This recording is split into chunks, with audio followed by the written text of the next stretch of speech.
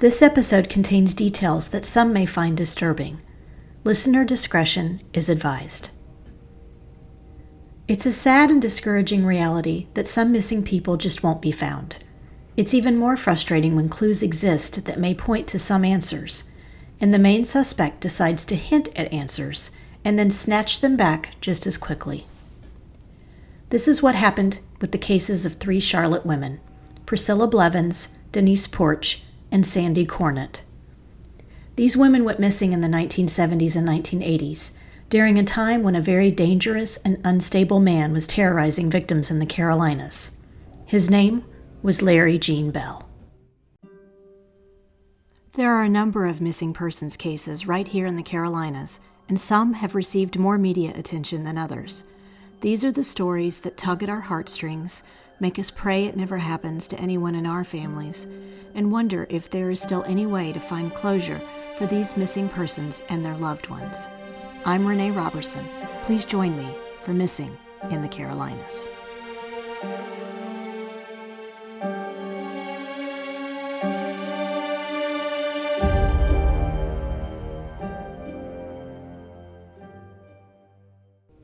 Episode number 10, The Unconfirmed Victims of Larry Gene Bell. Bell is most well known for the kidnappings and murders of Sherry Faye Smith and Deborah Mae Helmick that took place in South Carolina in the mid-1980s. I'll share more about these crimes later on in this podcast, but I'll first say that Larry Gene Bell is no longer with us. He was executed in South Carolina in 1996. Over the years, there has been much speculation about whether or not Smith and Helmick were his only victims. Bell had ties to Charlotte in the late 1970s and early 1980s, around the time that 3 other young women went missing. The first woman I'd like to talk about is Priscilla Blevins. She was last seen by her roommate on July 7th, 1975, on Tyvola Road in Charlotte near her home. She was really smart. She was the pretty one in the family. Priscilla Blevins' story is one that stays with you, mainly because there's no end. There are personal mementos. It's called an ID bracelet. Childhood pictures, dental records, even postcards Priscilla wrote her sister. But this is all there is. One manila folder is all that's left. In July of 1975, Priscilla walked out of her apartment on Tyvola Road. As her sister, Cathy points out, the apartments no longer exist. The area is now a school parking lot. She was last seen by her roommate, and then my parents were contacted. Priscilla was a 27-year-old graduate of Wake Forest University in Winston-Salem, who had also spent some time teaching in South America. Although she had recently quit her job at Ivy's department store, she had aspirations of becoming a translator for the United Nations. Police originally thought that maybe she had left on her own, but she was close with her family, and they didn't think she had any reason to leave town without telling anyone. They went years without knowing anything about what had happened to Priscilla. According to a news report that ran on WBTV, in the year 2000, a detective named Lee Tuttle received Priscilla's case file, where he was discouraged by how little information there was to go on. The apartments Priscilla had lived in had been torn down and replaced with an elementary school. In 2009, he met with Priscilla's sister, Cathy Blevins Howe, in Winston-Salem, where she was living.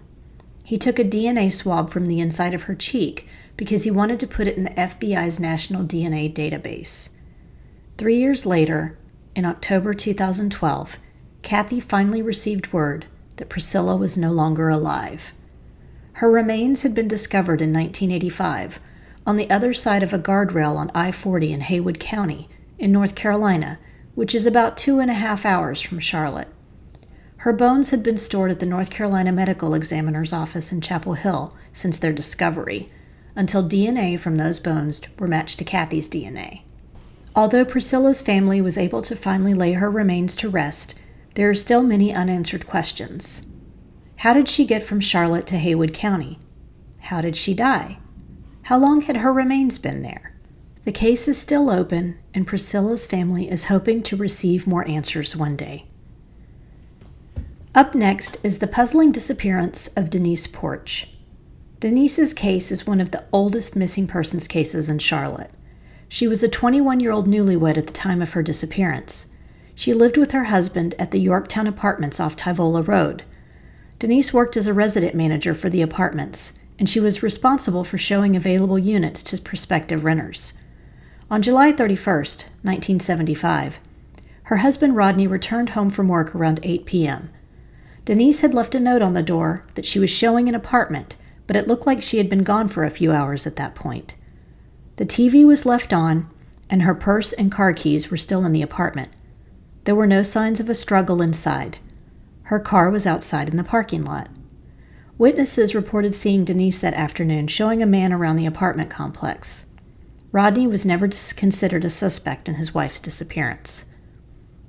Without ever receiving any answers as to what happened to Denise, her family had her declared dead in 1982. On November 18, 1984, a young woman named Sandy Cornett vanished from her home in Charlotte. Sandy was a 26-year-old insurance adjuster and part-time model.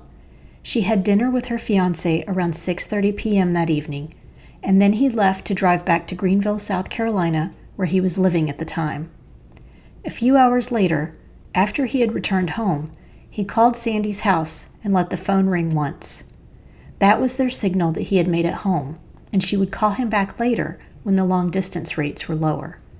She never called, but the fiancé assumed she must have fallen asleep and didn't worry about it. When he tried to call her at work the next day, he discovered she hadn't made it into the office and grew worried.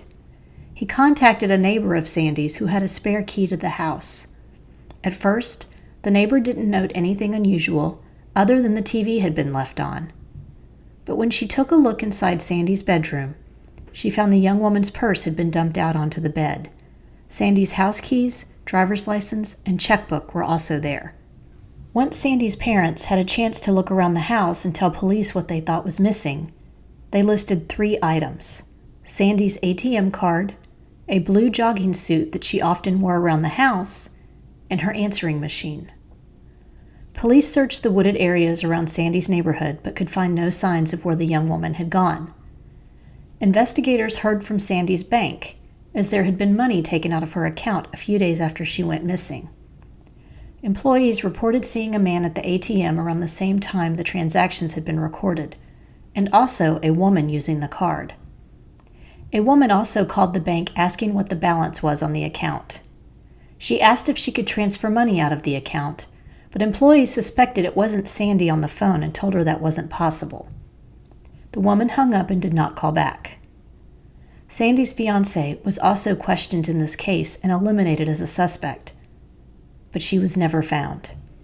Let's take a quick break for a word from our sponsor.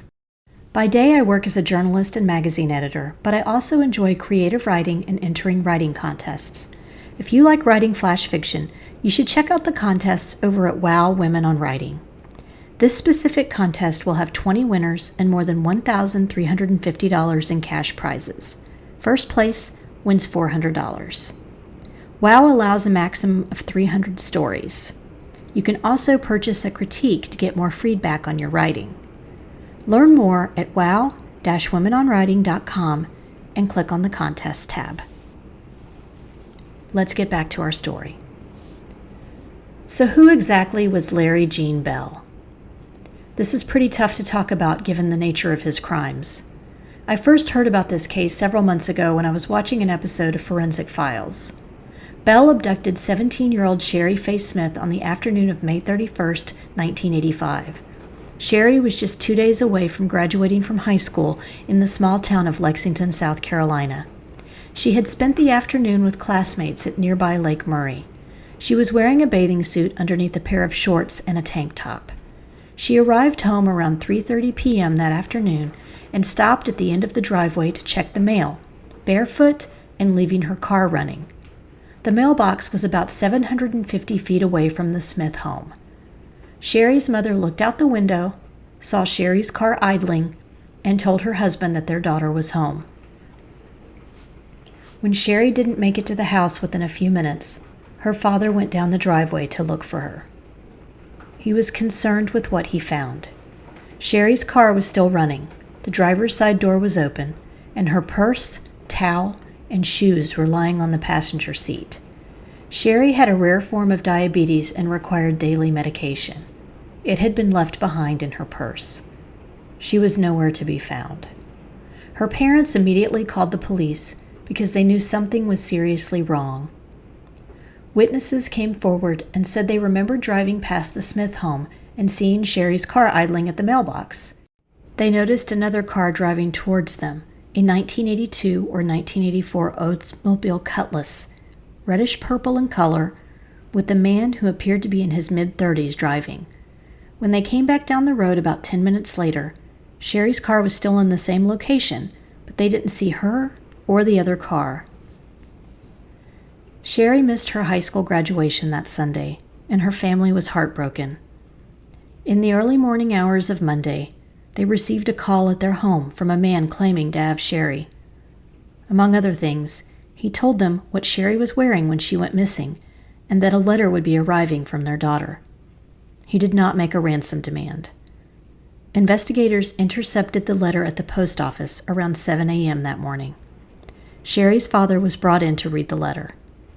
It was written on a yellow legal paper with blue lines and was in a legal-sized white envelope containing a stamp with a mallard duck on it. The letter was dated June 1st, 1985, 3:10 a.m., and had the words "Last Will and Testament" across the top. There was no doubt it was Sherry's handwriting. The letter is a difficult one to read, so I'm not going to read all of it here. Sherry's deep faith came through in the letter, as she told her family how much she loved them and that she knew she was going to be with her Lord. She wrote the words, "God is love," in the margins, and said, "I know y'all love me and will miss me very much, but if y'all stick together like we always did, y'all can do it.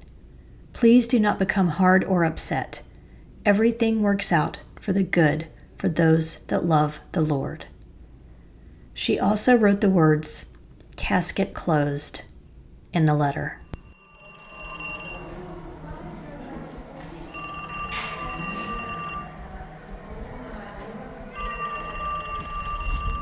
Larry Jean Bell continued to call the Smith home and kept requesting to talk to Sherry's older sister, Dawn.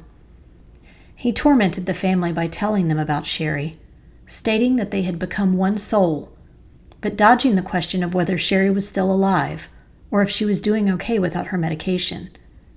The calls were traced to various payphones around town. Finally, on June 5th, 1985, he made one last call with the address of where Sherry's body could be found. It was located in nearby Saluda County behind a Masonic lodge. She had likely been killed within 12 hours of her abduction. At this point, the family still had no idea who Sherry's kidnapper was. He continued to call their home and speak with Dawn, and he also made a call to a local TV reporter. He seemed to enjoy tormenting the family, and he rambled on about many different things in the calls, saying Sherry had the fear of God in her when she went missing, and that was how he had abducted her. Just a few weeks later, on June 14th, 9-year-old Deborah Mae Helmick was playing outside of her home with her 3-year-old little brother at the Shiloh Mobile Home Park in Richland County. Her mother was at work, and her father had just returned from work after getting a ride home with a friend around 4 p.m. He went inside to change his clothes, leaving both children outside to play in the yard.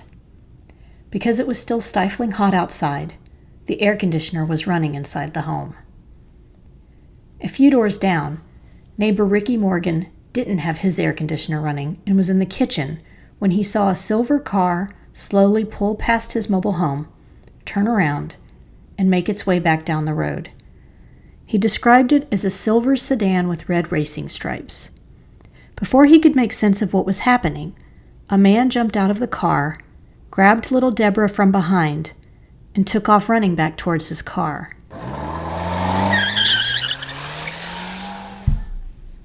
Morgan went running out into the yard at the same time Deborah's father and his friend who had driven him home came outside. They had heard screaming and were worried. They found Deborah's 3-year-old brother hiding in some nearby bushes, frightened that the man who had snatched his sister would come back for him. The local police were instantly worried that the same man who had abducted Sherry had also taken Deborah, because they knew what the kidnapper was capable of. investigators quickly worked with Ricky Morgan to put together a composite sketch of the suspect. He described a white male in his mid-30s with brown hair and a close-cropped beard and mustache, approximately 5'9", around 215 pounds with a slight beer belly. 8 days later, as they were still mourning the loss of their daughter, Sherry Faye Smith's family received another early morning call. The operator said it was a collect call from Sherry Faye Smith, and her sister Dawn accepted the charges. Sherry's killer made small talk, telling Dawn that God wanted her to join Sherry, and it would be soon. Then he asked if she had heard about the kidnapping of Deborah Mae Helmick, telling her to write down the location of where police could find her body. 9-year-old Deborah Mae Helmick was found in the exact location the caller had said she was, in a wooded area on a dirt road in Gilbert, South Carolina. Like Sherry, her body had been there for several days, and the heat had taken a toll on the little girl's remains. She was identified a few days later by dental records. At the same time police had been frantically searching for Deborah, the South Carolina Law Enforcement Division, or SLED, had been working to process their most promising evidence, Sherry Faye Smith's last will and testament letter. Noting that there were impressions of handwriting left on the paper, forensics experts could tell someone had written other notes on the same legal pad as Sherry's letter. They processed the letter on an electrostatic detection apparatus, an instrument that can help develop indented writings with paper products. Investigators were able to pinpoint a phone number from those indentations that could be traced to a residence in Huntsville, Alabama. Further tracing determined the Alabama number had been called from a phone number in Saluda, South Carolina. When investigators called the Alabama number, the man who answered told them his parents lived in Saluda. Ellis and Sharon Shepard then received a visit from law enforcement. The couple explained that they traveled frequently and didn't like to leave their home unattended when they were gone. They used a house sitter named Larry Jean Bell, who also worked for them as an electrician. When they described his appearance, it almost exactly matched the description of Deborah Mae Helmick's kidnapper. The Shepards had also been away from their home at the same time Sherry and Deborah were abducted. When played audio from the calls the kidnapper had made to the Smith home, they positively identified Bell's voice. They were horrified. He was arrested on June 27, 1985. Bell was eventually tried for both murders, and both his trials had to receive change of venues because of the extensive media coverage of the murders. He was found guilty of Sherry Faye Smith's kidnapping and murder on February 27, 1986. The jury deliberated for less than 3 hours before finding him guilty. He was convicted of Deborah Mae Helmick's kidnapping and murder on April 2, 1987. Again, the jury only deliberated for a little over an hour. He was executed by electric chair on October 4, 1996. Now I'd like to go back to the missing women in Charlotte and why some people think they may be connected to Bell. Priscilla Blevins is one of the women people suspect could have been a victim of Bell's. He was living not far from where she went missing on Tavola Road in Charlotte. Because we know Bell basically snatched Sherry Faye Smith and Deborah Mae Helmick from their driveways, he is capable of coercing a woman into his car. Unfortunately, there is no other evidence right now that can conclusively tie Bell to this murder. But I do believe investigators will solve it one day. They have evidence collected from the scene where Priscilla's body was left outside of Asheville. The connection with Denise Porch is also slight, but it is there. Like Priscilla Blevins, it was determined that Bell lived near the Yorktown Apartments at the same time Denise Porch went missing in 1975. There were witness reports that the man she had been seen with that afternoon was a dark-haired man in his 20s or 30s who drove a foreign car. According to the book Charlotte True Crime Stories, a suspect matching that same description was eventually arrested in Greensboro, North Carolina, and convicted on rape charges. No connection has been made to Denise's disappearance, but he could be another suspect. Sandy Cornett is the victim that seems most closely tied to Larry Jean Bell. After he was arrested in July 1985, He told investigators that they needed to make arrangements for officials from Charlotte to pay him a visit. He said, "I want to tell them some things about a missing girl named Sandy." Sandy was the young insurance adjuster who went missing in November of 1984. According to the book Murder in the Midlands, 28 Days of Terror, written by forensic photographer Rita Shuler, Bell went on to say, "On Monday, God is going to reveal to me where Sandy Cornett's body is." He also talked about 2 other young women in North Carolina who had gone missing, but did not name any names. Bell also lived near Sandy Cornett at the time she went missing. He was working as an electrician, and he had met Sandy once when he attended a birthday party for one of Sandy's friends with coworkers from Eastern Airlines in Charlotte. Though he rambled on to investigators about Sandy, often referring to himself in third person, which was common for him, he never did give them any other details. I'm not sure if Bell can be tied to the disappearances of Denise Porch or Priscilla Blevins. I do think it's likely that he may have kidnapped Sandy Cornett, since they had met before and he could have used that as a ruse to get into her home after her fiancé had left. Investigators also determined Bell had tried to kidnap a woman at a shopping center in Rock Hill, South Carolina in 1975, but she screamed and was able to get away. He also attacked a female student from the University of South Carolina and was sentenced to 5 years for that crime. He only served 2. He was also charged with making harassing phone calls to a woman in 1979. Also, in 1980, a 17-year-old young woman named Beth Marie Hagan was found in Mint Hill, North Carolina, which is outside of Charlotte. She had been strangled with an electrical cord and left in the woods. Bell lived not far from the area where she was found at the time. I couldn't find any confirmation that her case was ever solved. Because Bell traveled back and forth between Charlotte and South Carolina in the mid-1970s and 1980s, I find it likely that Sherry Faye Smith and Deborah Mae Helmick were not the only murder victims tied to him. With his background as an electrician, he could have used that knowledge to easily gain access to people's homes or strike up conversations with people. Unfortunately, he remained a coward up to the day of his execution, leaving families with many unanswered questions and proclaiming himself to be Jesus Christ right up into his death. This brings us to the conclusion of episode 10. If you enjoyed this episode, please do me a favor and give it a 5-star rating wherever you listen to your podcasts. If you want to visit my blog and read more about true crime cases from all over the country, including the ones featured here, visit missinginthecarolinas.com. And don't forget to check out our sponsor, WOW Women on Writing, and the great programs and writing contests they have to support writers at wow-womenonwriting.com. Cover art for this podcast was designed by Macintosh Multimedia. All episodes are researched and written by me, Renee Robertson, with sound editing provided by Mia Robertson.